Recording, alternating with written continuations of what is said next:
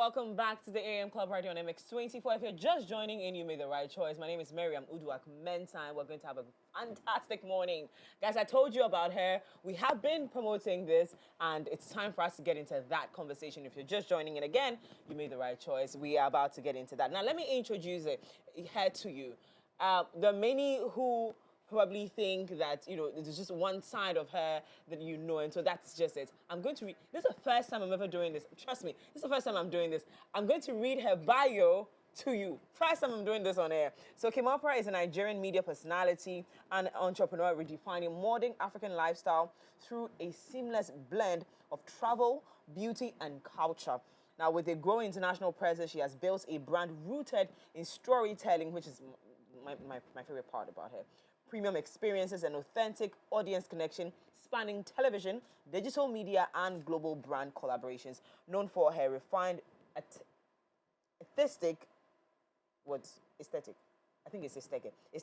and strong personal identity, she represents a new generation of African voices shaping global narratives. That is beyond media. She is the founder of Kim's Secret, a natural skincare brand, which I think she brought. It's mine. Okay, all right. We see what we're doing over here. She didn't bring it. I want to give her the benefit of doubt that she actually did. And Wimley, a lifestyle-driven sports community, extending her influence into business as a cultural tastemaker and forward-thinking entrepreneur with notable partnership including Lancome. Yeah. La Roche Posay. Okay, people. Visa, Qatar Airways, Turkish Airlines, Pepsi. I'm going to give you the list, so you know that it's not children, okay?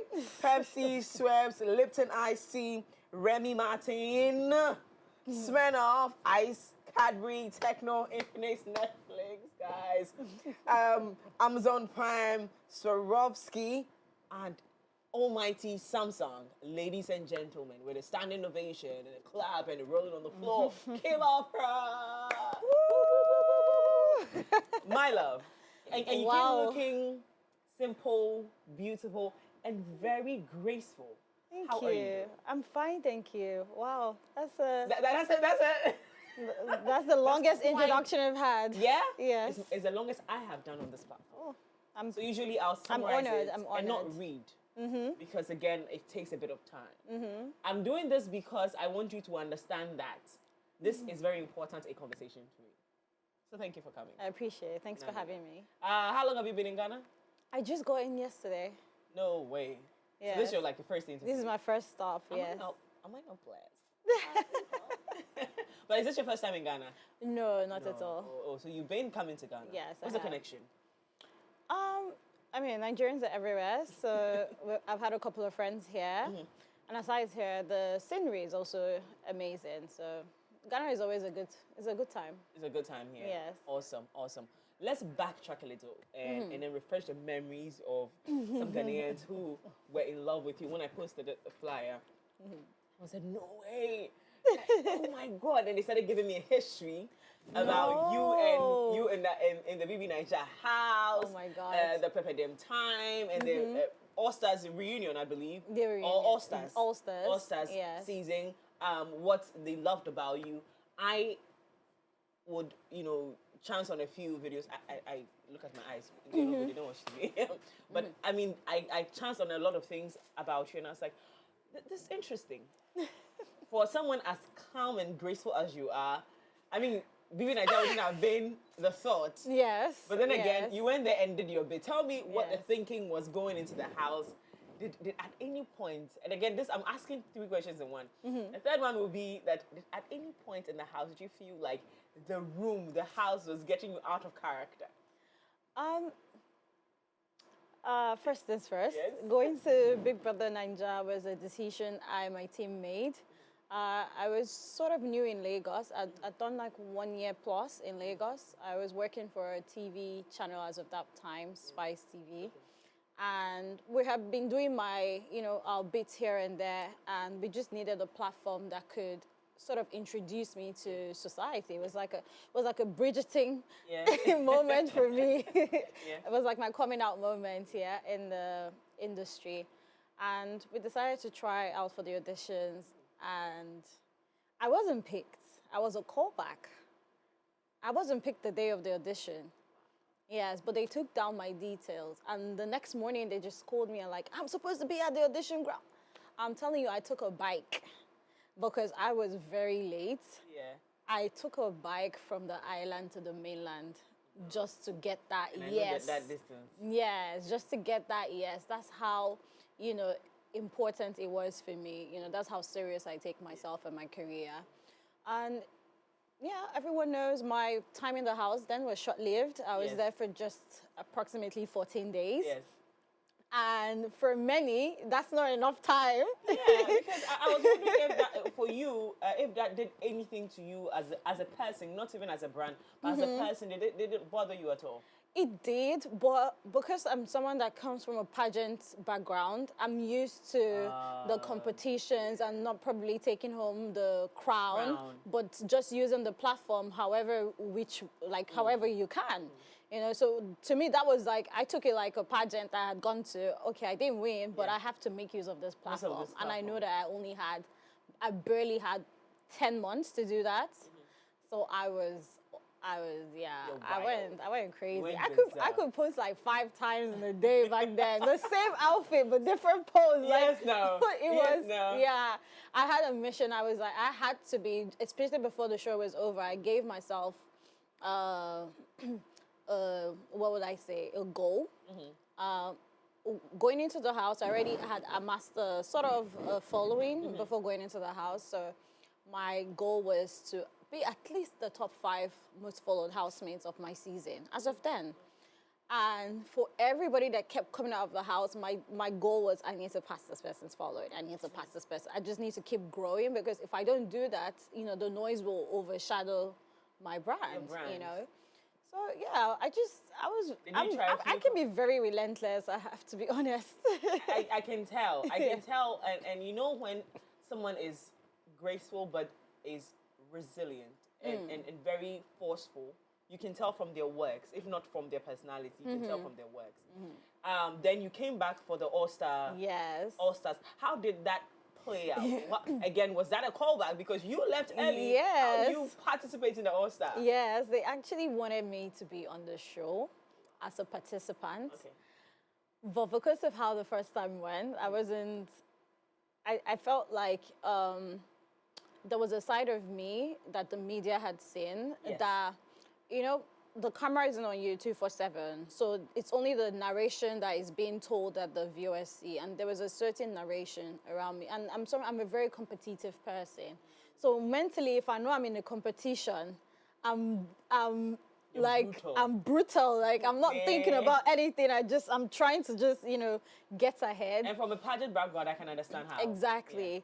So I was like, okay, like maybe if I just go on the show without the pressure of being in the competition, because I think it was another good opportunity. It's a platform. It's a global platform, and especially at the year, this was 2023, Big Brother was way bigger than when I went in 2019.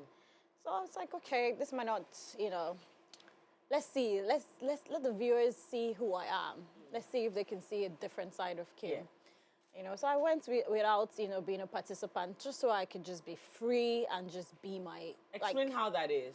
So. I was a fake housemate. Yes, I was a fake housemate. So we're in the show.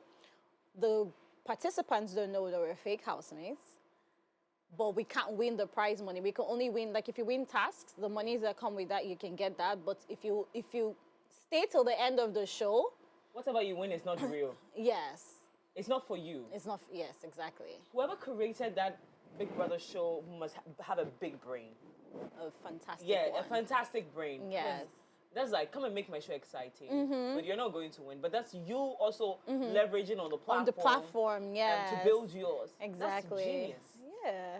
And you took that chance. I took it. I ran with it. Knowing full and well that you could play this game so well and get to the final, but then you are going to miss the prize because this is what you signed up for.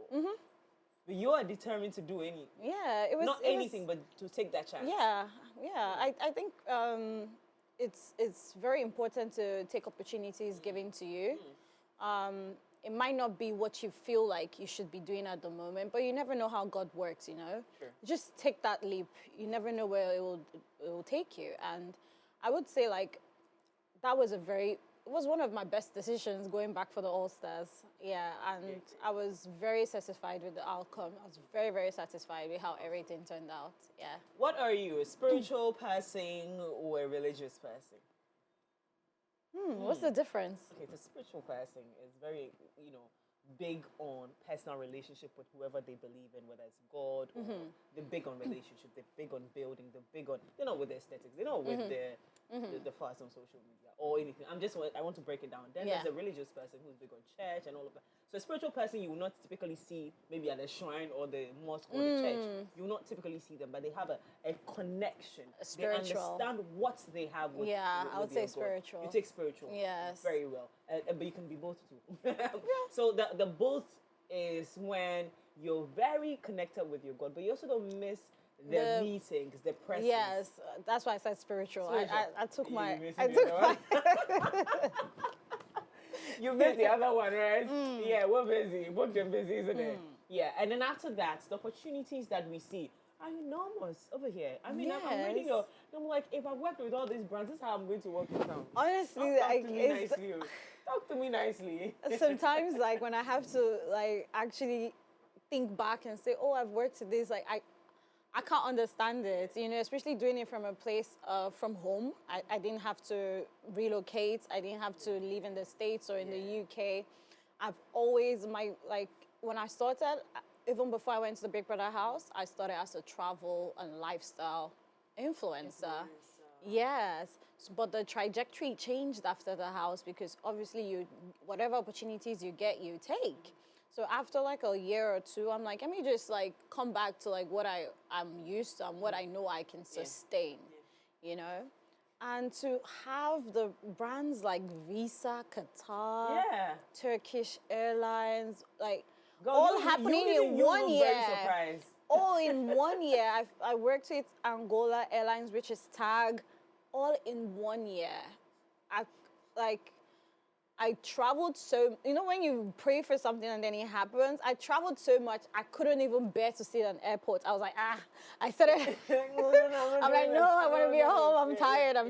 Yeah, it was, yeah. Amazing. It's just, I'm grateful to God, yes. Where are you based in Lagos or? I'm based in Lagos, but I have to shuffle because I grew up in Abuja, families in Abuja, so I have to shuffle most of the times, but I'm heavily in Lagos. Abuja, you know what it is. Let's go back here. What was growing up like? What was it like? Did you have like a very family Very setting? family like setting. Daddy's over your head type of family? Yes. Who's cooler? Dad or mom? Dad is cooler. My parents are medical practitioners. Do you know what fascinates me? I think Nigerian fathers are genuinely, largely really cool. Because, you know, our culture is heavily on the woman keeps the home, the woman like raises the kids. Yes. So they're present, but like they're not doing too much. Yes, doing too much because they just allow the women like, you know, do their thing, to run their sins. Yes. But they could be equally as dangerous when they want to. Yeah. I've seen the bad ones, but but those who want to be cool, the cool dads, they have like a beautiful relationship with your girls. Yes. It's very nice. Yes. Anywho, so again, we're still delving into her very beautiful life. Your story is nice. I like. Thank you. You started your own brand. You started a beauty brand, and then Wimley. Yes. Tell me about Wimley. Oh, Wimley is. Because Wimley is here, so let's talk about Wimley. Yeah, let's talk about Wimley. And why I don't have team. Where's my Wimley? You'll see it. You'll see at the event. I didn't want to ask you. You'll I want see to at ask the them event. since they came with you. Okay, yes, sir. So Wimley is a foremost African-led tennis brand. Our vision is to be the biggest tennis brand out of Africa. It started with an injury. Yes, I play tennis, Okay. Oh. you know, leisurely, and I hurt my shoulder. And I couldn't play for, I had an inflammation of my joints, so I couldn't play for a while. And I was missing the sport so much, and I just needed to feel connected to the sport. And an idea came to me. I remembered when I started first playing, I wanted to buy tennis balls. And I remember my coach telling me, oh, there's just like a few people that import, but they sometimes don't have what they have, you know?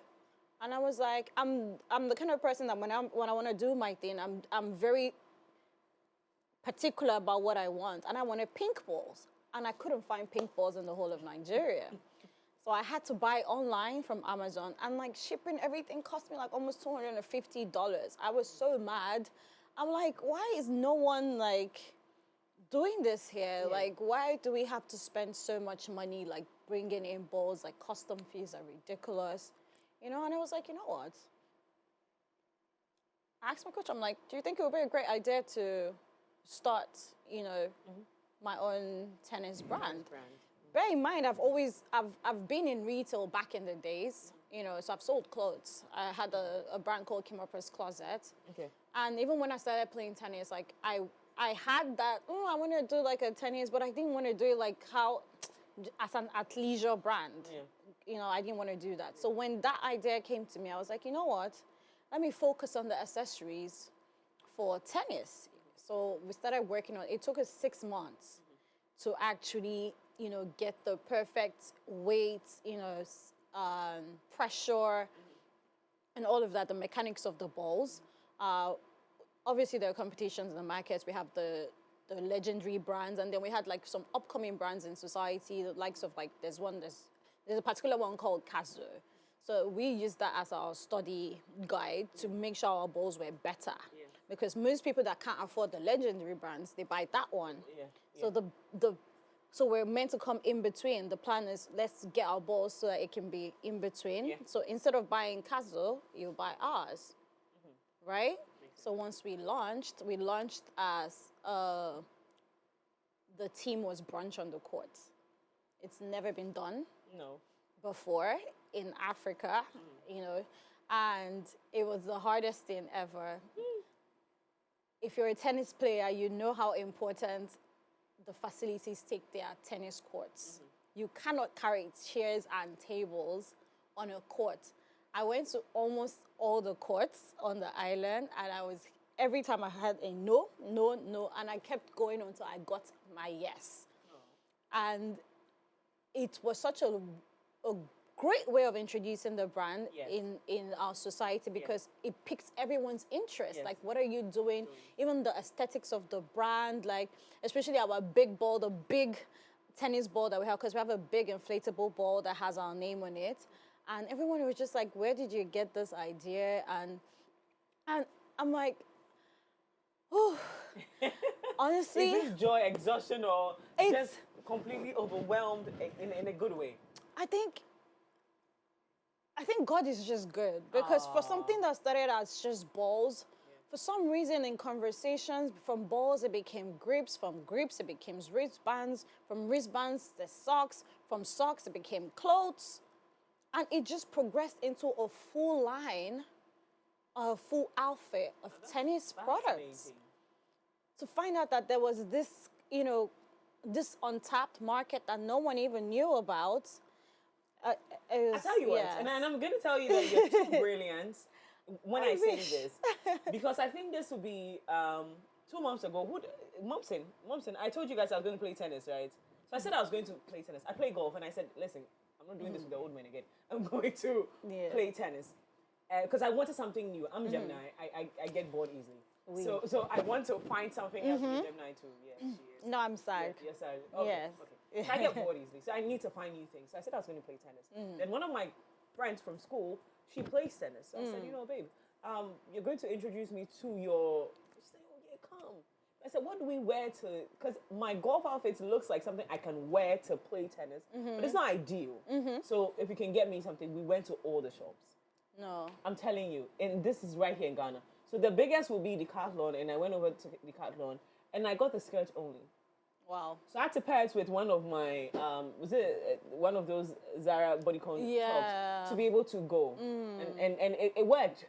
But then I remember that it was really difficult to get it even at a certain price. Because we had to really go to the Decathlon to get it.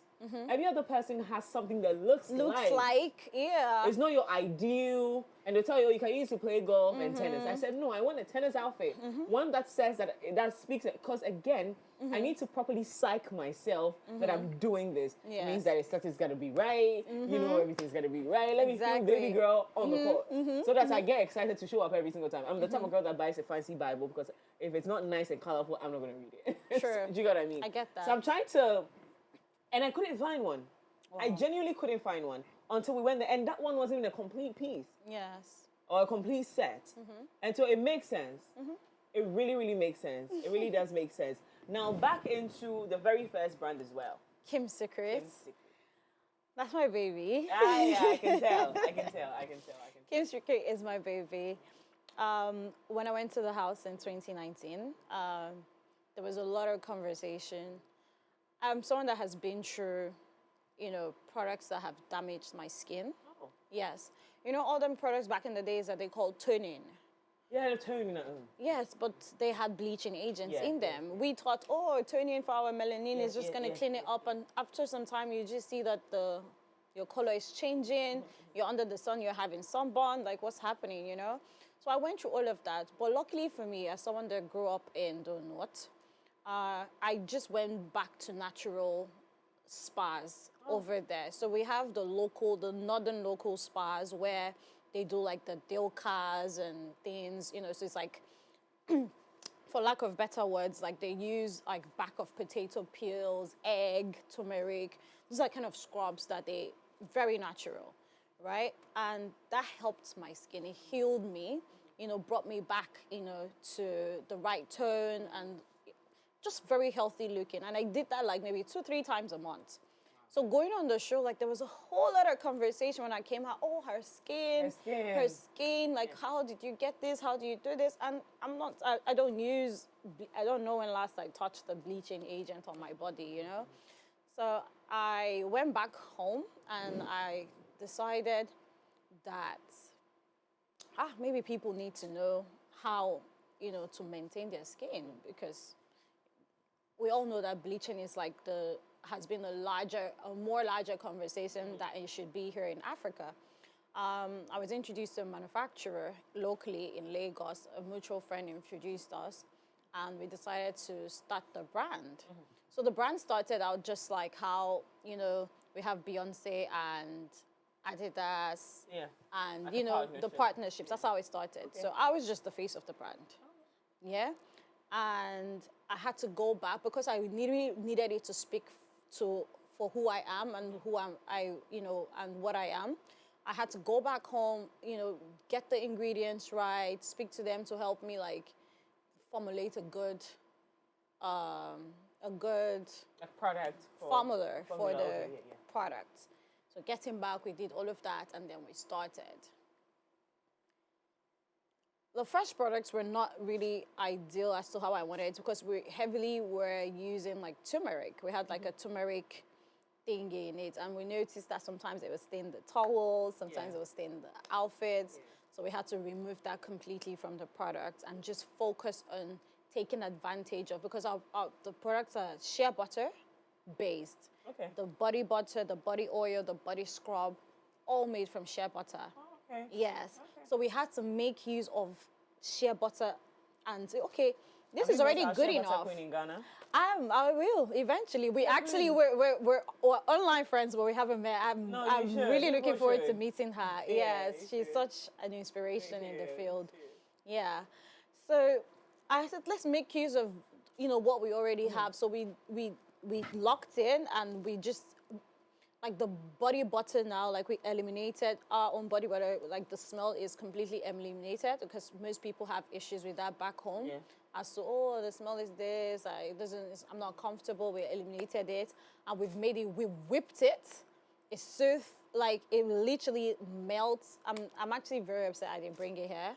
because I should have been doing a whole A campaign. whole, yeah, a whole presenting it, 'cause campaign you have the opportunity on to do this, that. The fact like- that you didn't bring nothing. You didn't bring outfit to show us. You didn't bring You know, cream to when show you- us. There's a problem. Okay? That's what happens Your when you- marketing team needs to be fired. They need to be fine. They're here, so So they're here. They're not just going to got collect their fired. full pay. Okay, It's okay. You're supposed to bring items. Yeah, Yes. yeah. We're gonna deduct the salary. Yeah, All right. yeah. So it's really. I'm very glad to where the product has come, and yeah, that's like the only thing I use. I've been using it since I launched the product in 2019, 2020. Lovely. Till date. That's only what I use on my Lovely, skin. Lovely. Now, Yeah. so let's talk about why you're in Ghana, because a lot of people have seen you. They think you're here on vacation. No, we're You're here not. to see the shea butter queen. That's not what we're here for. We're here for business. Let's talk about what you're doing over here in Ghana. I am officially launching Wimley here in Ghana. No, you're joking. Yes.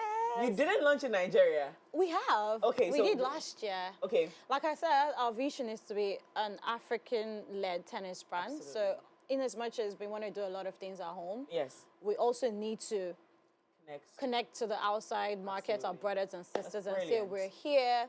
Yes, and you know how it is. Once you have an idea, a million other people have the same idea. So True. if you don't If you don't move as fast as you can, these people, they be trying, they be testing us, but They're no. testing you. Before you know, your idea is on the street. Before you see my back, I've already gone. Yes, indeed. That's the plan. Indeed. So Yes. you're in Ghana to launch Yes, Wimley. yes. I'm super excited for my tennis girlies, which means that you're getting to get something Mm-hmm. made by African for Africans. Tell me about where the event is happening, when it's happening, and how we can participate. I'm sure you'll be so excited. It's happening at the backyard club. Oh, backyard. Yeah. Okay. I fought tooth and nail to have that venue. I was very, very excited. When they launched last year, immediately I saw it, I was like, This is what you want. this is Wimley, Yeah. you know, and I'm very glad that I find it difficult to call his name. I'm very bad with the pronunciation, but I really appreciate that he's allowing us to use his space, space, for okay, this cool. event. And it's a teamed event, which is the brunch on the courts. That's what we're doing. Okay. Yes. Okay, ranch on the court. Yes, Okay. so I'm very much excited as to how it will go. We've sent out invites. You know, it's not open to the public. Yes, So we it's- can give dates and time. yes, it's not open to the public. It's for a select few. Okay. But I'm pretty sure it will still have the impact that it's supposed to have. Yes. All right. So I've been having great conversations with Kimoprah. She's all the way in Ghana, all the way from the city of Lagos to launch Wimley in Ghana. Yeah. And she just landed. This is her first interview. I'm actually claiming this one. Yes, you can. You But can. we've had a great conversation. Wishing you all the very best. Thank you with so Wimley much. and every other thing you're doing, and keep growing and glowing. You look amazing. You look absolutely amazing. So Thank you yes, so much. this up close and personal with Kimoprah right here on the show. I've been super excited. This conversation has been really, really good. Look forward to all the incredible things she's going to be bringing. But again, my name is Miriam Uduak-Mensah. Join us again next week, Monday to Friday from 7 a.m. to 10 a.m., guys. We're back with something fire, okay? Stay safe, take care of yourself, and don't do anything I will not do. This weekend is for you to rest. Don't go and do anything that I will not do. Big sister, I've spoken. Have a great day.